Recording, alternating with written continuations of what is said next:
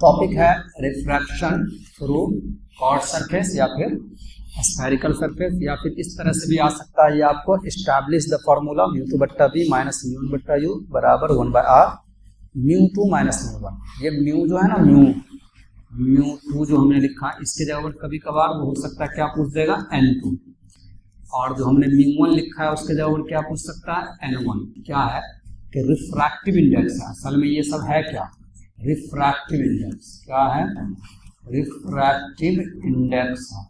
ये refractive index जानते हैं, रिफ्रैक्टिव इंडेक्स को हम लोग म्यू से भी डिनोट करते हैं या फिर एन से डिनोट करते हैं।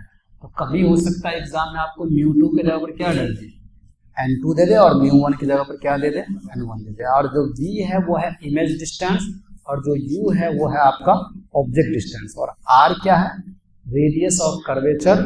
ठीक है, बस समझ में आ रहा। और फिर से वही μ2 माइनस μ1 मतलब रिफ्रैक्टिव इंडेक्स है मीडियम का, किसका, मीडियम का। तो हमको यहाँ पर जो ये फार्मूला एस्टैब्लिश करना है वो स्फेरिकल सरफेस में करना है या फिर कॉर्ड सरफेस में। चलिए देखिए हम कैसे करते हैं। ये हम बना लेते हैं, ध्यान देखना अच्छे से। ये हमने कॉर्ड सरफेस बना लिया, फिगर पे फोकस रखना क्योंकि मेन इसका क्या है, फिगर ही है। ध्यान से देखिए, बढ़िया से। ऐसा इसलिए डिजाइन कर दिया ताकि हमको पता चल सके कि इधर कोई और मीडियम है और इधर कोई और मीडियम है। ठीक, ऐसा इसलिए हमने डिजाइन कर दिया। और असल में तो ये हुआ आपका स्फेरिकल सरफेस। ये क्या है पूरा, अगर ये आगे से ऐसे बनेगा तो ये क्या बनेगा, स्फेयर बनेगा। मुझे बात आ रही है। ठीक है, तो हमने पूरा स्फेयर नहीं बनाया है, स्फेयर का सिर्फ एक हिस्सा ले लिया। अब इसमें हम क्या करते हैं, प्रिंसिपल एक्सिस ड्रॉ कर देते हैं। क्या ड्रॉ कर देते हैं, प्रिंसिपल एक्सिस हम ड्रॉ कर देते हैं। ठीक है, एकदम नजर रखिएगा बढ़िया से, ध्यान से।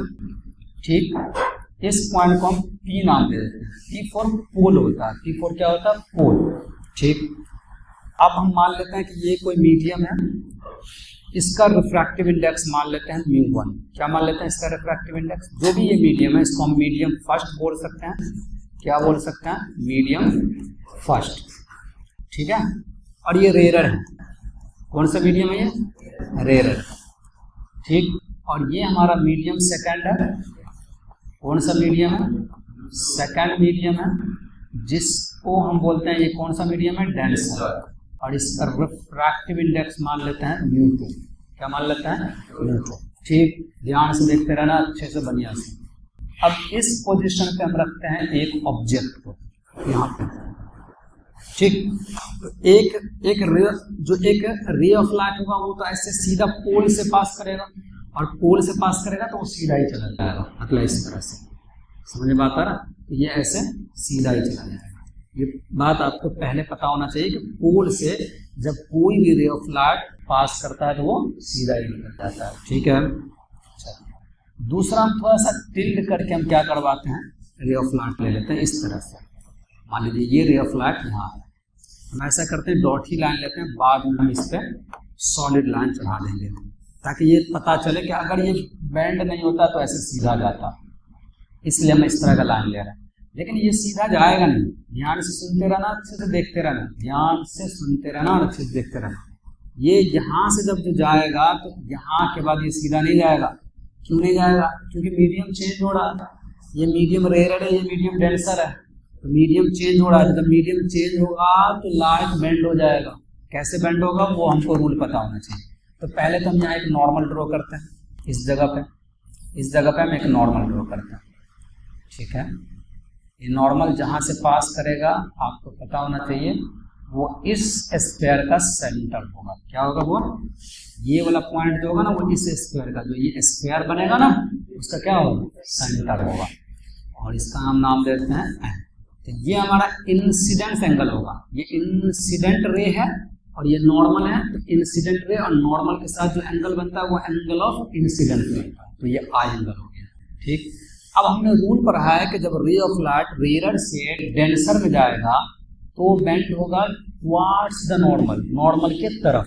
तो एक्चुअल में देखो ये रे ऑफ लाइट अगर दूसरे मीडियम में नहीं जाता तो ये ऐसा जाता, दिख रहा है आपको, लेकिन मीडियम चेंज हुआ है, तो ये इस तरह से नहीं जाएगा, ये नॉर्मल की तरफ बेंड होगा, ऐसे यहाँ से इधर मुड़ेगा, ठीक है। तो ये जब इधर मुड़ेगा तो ये मान लो इसको मोड़ दो, यहाँ से मोड़ दो, ये मान लो यहाँ आ गया, ठीक है, बेंड होकर के, ठीक। तो ये इस पोजीशन पे क्या बना लेगा, इमेज बना लेगा, ये ऑब्जेक्ट का इस पोजीशन पे क्या बन जाएगा, इमेज बन जाएगा। फिगर अच्छे समझो, मेन फिगर ये, ठीक है, बढ़िया समझा। अब बताओ, ये इंसिडेंट रे नॉर्मल के साथ एंगल ऑफ इंसिडेंस बनाया आई, और ये रिफ्रैक्टेड रे है, इस पॉइंट का नाम अगर हम ए दे दें तो ए, और इसका नाम आई हमने दे दिया, तो ए आई जो है वो रिफ्रैक्टेड रे है, और ये एन सी जो है ये नॉर्मल है। तो रिफ्रैक्टेड रे और नॉर्मल के साथ जो एंगल बनेगा वो बनेगा एंगल ऑफ रिफ्रैक्शन, जिसको हम लोग किसी से डिनोट करते हैं, आर से, ठीक। अब इस वाले एंगल को भी हम कुछ ना कुछ मान लेते हैं, जो प्रिंसिपल एक्सिस के साथ बना रहा है इसको हम मान लेते हैं ये अल्फा एंगल है, ये जो प्रिंसिपल एक्सिस के साथ बना रहा है इसको मान लेते हैं ये बीटा एंगल है, और ये जो बना रहा है इसको हम मान लेते हैं ये गामा एंगल है। आया बात समझ में। और यहाँ से हम क्या कर देते हैं, यहाँ से इस जगह से ए से एक नॉर्मल ड्रॉ कर देते हैं यहाँ पे, ठीक है, और इस पॉइंट का नाम हम दे देते हैं, कुछ भी दे देते हैं, एम दे देते हैं, एन दे देते हैं, कुछ भी दे सकते हैं, ठीक। ये हमारा कंप्लीटली क्या तैयार हो चुका है, फिगर तैयार हो चुका है, ठीक है, बात समझ में है। ये फिगर है, और इसी फिगर के बेस पे हम क्या करने वाले हैं, इस फॉर्मूला को, जो फॉर्मूला हमको दिया गया, एस्टैब्लिश कीजिए, बनाइए, उस फॉर्मूला को हम बनाने वाले। एक दफा फिर से हम फिगर समझते हैं क्या करना है। एक कॉर्ड सरफेस बनाना है, स्फेरिकल सरफेस बोलो, या पूरा स्फेयर नहीं बनाया, स्फेयर का एक हिस्सा बनाना है, ठीक है। मीडियम अलग दिखे इसलिए इस तरह से लाइन डाल देना, ताकि पता चले कि इधर कोई और मीडियम है, इधर कोई और मीडियम है। बाहर का मीडियम हमेशा रेयर लेना, क्योंकि ये कोई लेंस होगा ना, तो ये इससे डेंसी होगा, बात समझ में आ रहा है। तो जो ये वाला जो स्फेयर होगा वो कौन सा मीडियम होगा, डेंसर। हमने रेयर मीडियम का रिफ्रैक्टिव इंडेक्स को μ1 माना है, और डेंसर मीडियम का रिफ्रैक्टिव इंडेक्स को μ2 माना है, ठीक है।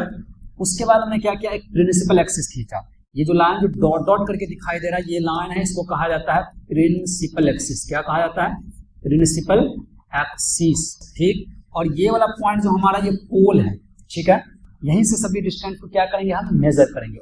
ऑप्टिकल सेंटर से जो ऑब्जेक्ट रखा गया है उसके डिस्टेंस को हम लोग यू से डिनोट करते हैं, ठीक है, यू। और जो यहाँ से जो सी होगा वो रेडियस ऑफ कर्वेचर होगा, और जहां हमारा इमेज बना, इमेज, और यहाँ से उस डिस्टेंस को हम लोग किससे से डिनोट करेंगे, वी से डिनोट करेंगे, ओके। इस फिगर को हम थोड़ा साइड करते हैं, और इस फिगर के बारे में सारी जानकारी को हम यहाँ पे लिखते हैं। क्या सब है यहाँ यार, अगर आप ध्यान से देखिएगा तो ओ से पी, या पी से ओ बोलिए, या ओ से पी बोलिए, वैसे पी से ओ बोल सकते हैं, क्योंकि हर डिस्टेंस कहाँ से मेजर किया जाता है, पोल से। तो हम बोलेंगे पीओ, हालांकि आप ओपी भी बोल दो, कोई दिक्कत की बात नहीं है। तो पी से ओ जो है वो आपका कौन सा डिस्टेंस है, ऑब्जेक्ट। और साइन कन्वेंशन क्या कहता है कि अगर incident ray left to right जा रहा है तो पोल से राइट पॉजिटिव होगा और पोल से लेफ्ट निगेटिव होगा। अगर incident ray right to left आ रहा है तो जो डायरेक्शन है इंसिडेंट रे का, उस डायरेक्शन के तरफ पॉजिटिव होगा, और उससे अपोजिट डायरेक्शन क्या होगा, निगेटिव होगा। तो यहाँ इंसिडेंट रे रेयरर से कहाँ जा रहा है, डेंसर, रेयरर से डेंसर जा रहा है, तो इधर का ना डायरेक्शन है, तो पोल से इधर वाला distance can be measured by positive and opposite direction. जो अपोजिट डायरेक्शन होगा इंसिडेंट रे का पोल से, वो क्या लेंगे, निगेटिव में लेंगे। तो जो पीओ है वो यू तो लेंगे, लेकिन किस चीज में लेंगे, माइनस में। और ये हमारा क्या है, ऑब्जेक्ट डिस्टेंस। कौन सा डिस्टेंस है, ऑब्जेक्ट डिस्टेंस है, सही है। उसके बाद P से C की बात करेंगे तो ये R लेंगे और ये प्लस में लेंगे, ऐसे प्लस नहीं भी दिखाएंगे तो प्लस ही होगा। और ये हमारा क्या है, रेडियस ऑफ कर्वेचर। क्या होगा, रेडियस ऑफ कर्वेचर। ध्यान से देखते रहिए अच्छे से। और बात अगर आएगी PI की, किसकी बात आएगी, P से I की, तो ये इमेज डिस्टेंस है, इसको हम लोग किससे डिनोट करते हैं, V से। ये हमारा क्या है, इमेज डिस्टेंस, इमेज डिस्टेंस हो गया। इसके बाद आपको इसमें कुछ भी नहीं करना है, अप्लाई कर देना है स्नेल्स लॉ। क्या अप्लाई कर देना है, स्नेल्स लॉ को अप्लाई कर देना है एट पॉइंट किस पे, ए पे। तो हम यहाँ लिखते हैं अप्लाई, क्या लिखते हैं, apply Snell's law at point A, इस पे अप्लाई कर रहे हैं ए पे। स्नेल्स लॉ कहता क्या है, ध्यान सुनिए। स्नेल्स लॉ कहता है कि जिस मीडियम से लाइट रे ट्रैवल कर रहा है, मतलब जिस मीडियम में इंसिडेंट रे है, उस मीडियम में क्या लो, रिफ्रैक्टिव इंडेक्स लो उसका, और उसको गुना कर दो sine of angle of incidence से। तो बताओ इसका रिफ्रैक्टिव इंडेक्स क्या, कहां से लाइट जा रही है, रेडर से जा रही है, तो रेडर का रिफ्रैक्टिव इंडेक्स क्या है, μ1। चलिए μ1 को लेते हैं और इसको मल्टीप्लाई कर देना है sine of angle of incidence से। तो एंगल ऑफ इंसिडेंस क्या है, आई, और फिर इक्वल दे देना है, और जिस मीडियम में गया है वहां का रिफ्रैक्टिव इंडेक्स लीजिए, वहां का रिफ्रैक्टिव इंडेक्स क्या है, μ2, और इसको गुना कर दीजिए sine of angle of refraction से, तो वो क्या है, आर है। सही है। अब जो हम यहाँ बात करेंगे वो बात करेंगे वेरी स्मॉल एंगल के लिए, मतलब बहुत ज्यादा छोटा एंगल, मतलब बहुत ज्यादा छोटा एंगल के बारे में हम बात करेंगे। तो हम यहाँ लिखते हैं फॉर वेरी स्मॉल एंगल्स। जब बहुत ज्यादा छोटे एंगल्स की बात होगी, मतलब हम कह रहे हैं कि आई और आर जो है वो लगभग क्या टेंस करेगा, 0 टेंस करेगा। इस कंडीशन में जो आपका साइन आई है वो अप्रोक्सीमेटली किसके बराबर हो जाएगा, अप्रोक्सीमेटली किसके बराबर हो जाएगा, अप्रोक्सीमेटली वो आई के बराबर हो जाएगा, और जो साइन आर है वो अप्रोक्सीमेटली किसके बराबर हो जाएगा, आर के। फिर से समझ लीजिए, बात हो रही है वेरी स्मॉल एंगल्स की, मतलब लगभग आई क्या टेंस करेगा, 0। तो तुमको पता होगा जब एंगल 0 टेंस करता है, तुमको पता होगा जब एंगल 0 टेंस करता है तो साइन थीटा बाय थीटा जो होता है वो 1 होता है। जब एंगल क्या टेंस करता है, 0, तो साइन थीटा बाय थीटा किसके बराबर होता है, 1 के। जब एंगल 0 टेंस कर जाता है, मतलब बहुत ज्यादा छोटा हो जाता है, साइन थीटा बाय थीटा किसके बराबर होता है, 1 के। मतलब साइन थीटा बाय थीटा 1 के बराबर होता है जब एंगल क्या टेंस करता है, 0। इसका तो यहाँ से देखो साइन थीटा अप्रोक्सीमेटली किसके बराबर हो जाएगा, थीटा के बराबर हो जाएगा। इसीलिए यहाँ लिखा जाता है साइन आई किसके बराबर होगा, आई के, और साइन आर किसके बराबर होगा, आर के। तो यहाँ पे हम क्या लिखेंगे, दैट इज, हम यहाँ लिखेंगे, या सीधा लिखो, तब आपका क्या हो जाएगा, ये μ1, और साइन आई के जगह पर सीधा सीधी क्या लिखाएगा, आई बराबर μ2, और साइन आर के जगह पर सीधा सीधी क्या लिखाएगा, आर। तो ये μ1 I is equal to μ2 are आ गया। इसको इक्वेशन क्या मान लेते हैं, फर्स्ट। ठीक, इतना बात उम्मीद है समझ में आएगा। ये रफ है, इसको इसमें लिखना नहीं है, समझाने के लिए था से। सही है। चलिए आगे देखिए, अब हम इसमें काम कर रहे हैं, इसमें ध्यान से देखिएगा, ध्यान से अच्छे से देखिएगा। देखिए यहाँ पे अगर आप ध्यान से देखिएगा, इन ट्रायंगल OAC में किसमें काम करेंगे, इन ट्रायंगल OAC। पहले यहाँ पे अच्छे से समझ लीजिए बढ़िया से, उसके बाद हम नीचा लिख देंगे। इन ट्रायंगल OAC में अगर आप ध्यान से देखिएगा अच्छे से, OAC में तो आई बाहर का एंगल है, आई कहाँ का एंगल है, बाहर का एंगल है। तो एक्सटर्नल एंगल, जो बाहर का एंगल का जो रूल होता है, आपने पढ़ा होगा नीचे क्लास में, नहीं पढ़ा तो यहाँ समझ लीजिए। अगर मान लीजिए ये A है, ये B है, ये C है, ध्यान सुनना अच्छे से।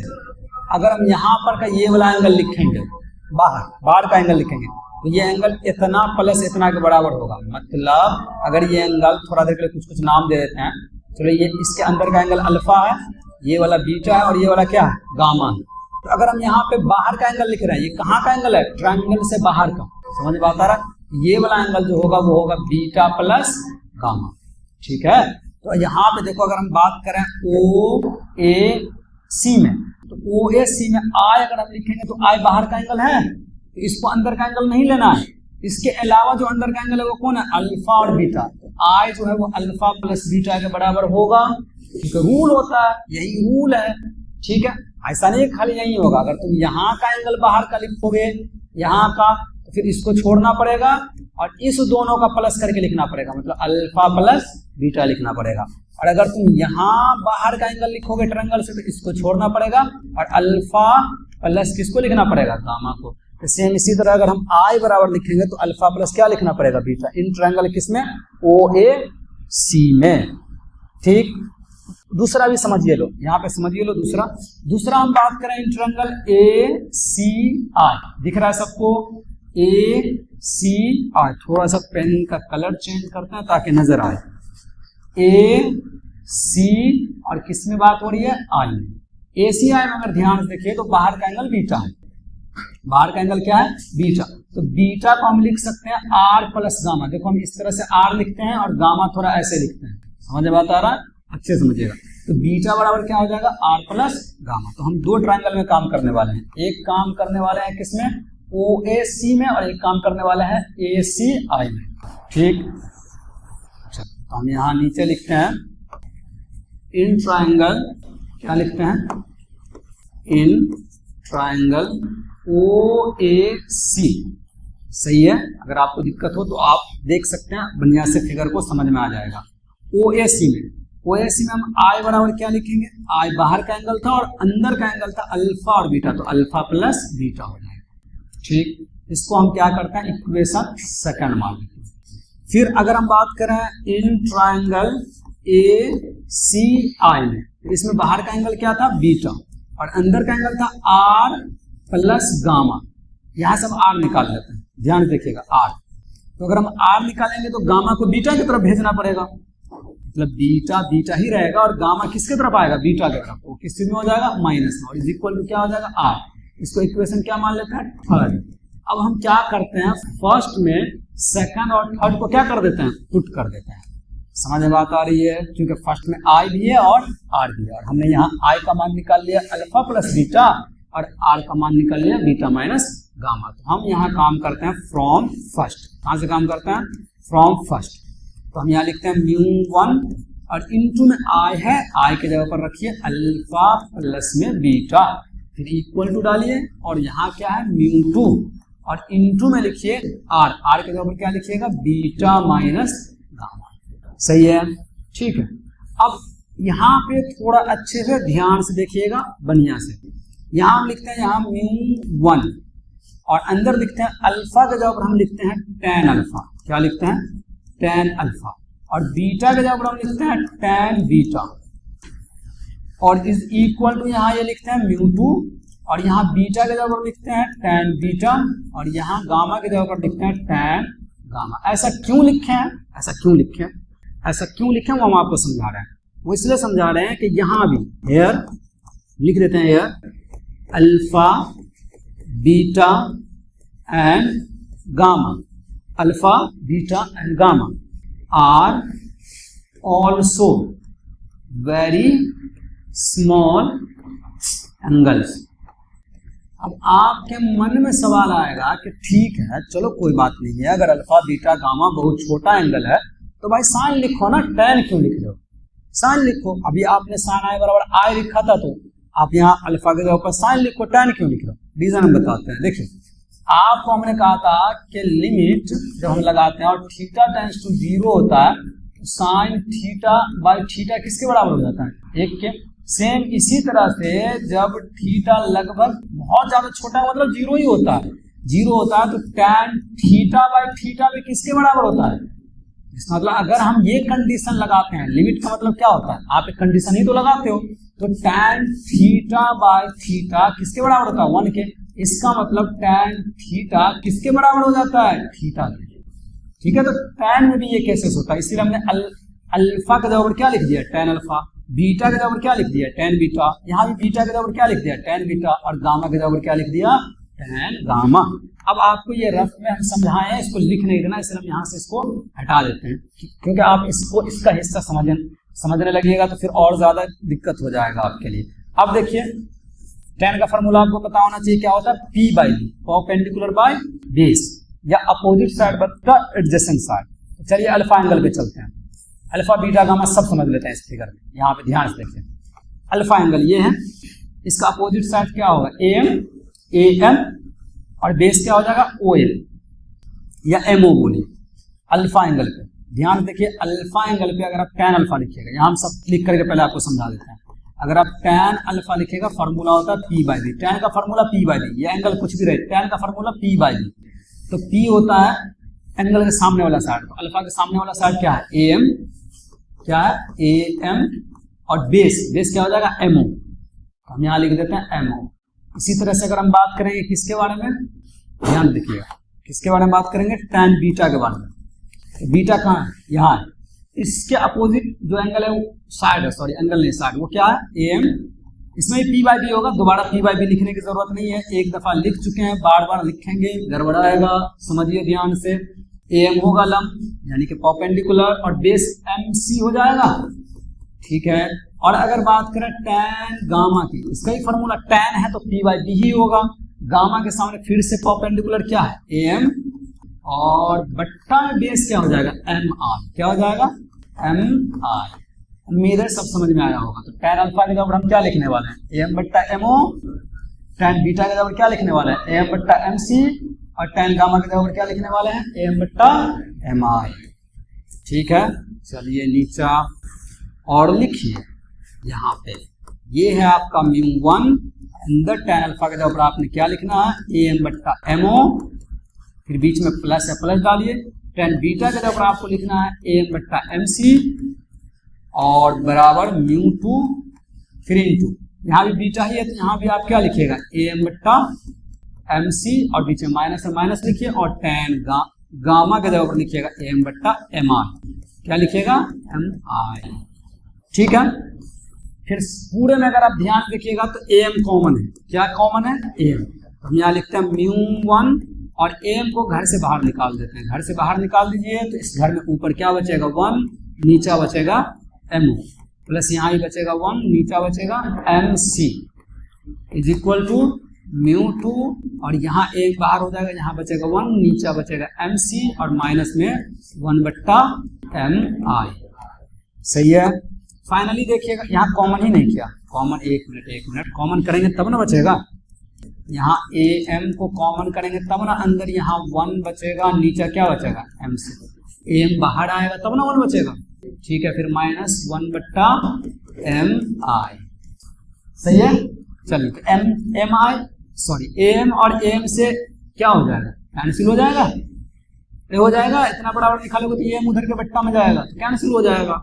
तो फाइनली आपको क्या बचा, μ1, और अंदर क्या बचा 1 बट्टा MO, और प्लस 1 बट्टा MC, और इज इक्वल टू μ2, और 1 बाय MC, और माइनस में 1 बाय MI, सही है। यहाँ पे एक लाइन लिखते हैं, हम लिखते हैं कि मान लीजिए कि अगर आपका M जो है, M जो हमने वहां M ड्रॉ किया है, एक दफा और आपको फिगर दिखा, ध्यान से देखिए, ध्यान से देखिए, ध्यान से। M जो है वो क्या हो, बहुत ही ज्यादा नजदीक हो जाए किसके, P के।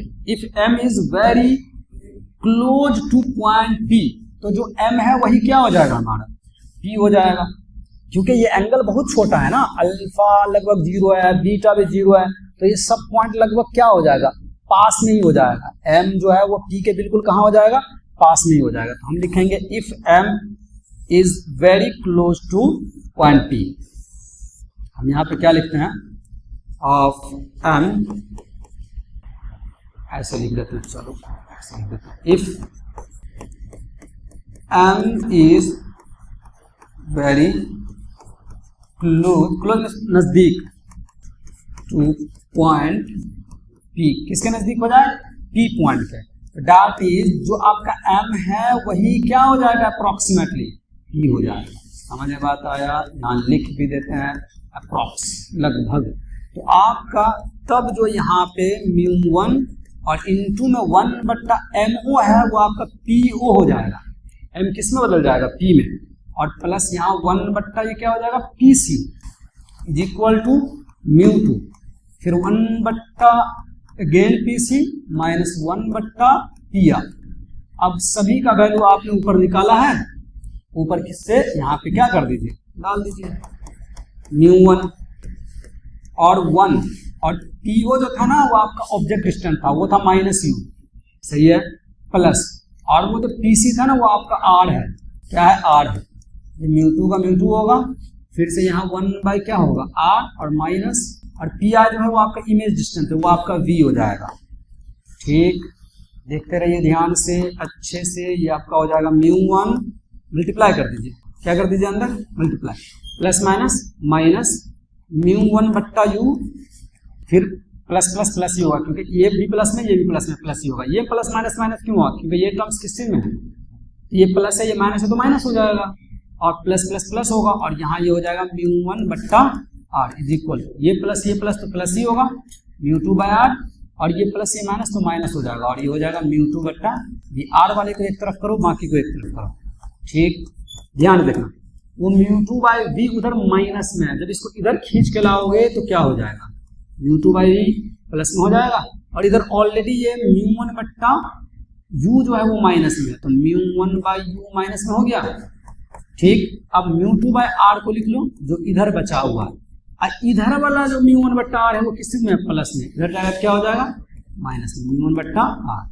ठीक है, फाइनली हमको मिल गया μ2 by v minus μ1 by u is equal to 1 by r, common कर लीजिए, तो इसमें सिर्फ बचेगा μ2 और इसमें सिर्फ क्या बचेगा, 1। हैंड्स प्रूफ, ये आपको स्टैब्लिश करना था, बनाना था, और आपने इसको क्या कर दिया, बना दिया। तो उम्मीद है आपको समझ में जरूर आया होगा। अगर आप समझने का क्या कर रहे हैं, कोशिश करते हैं।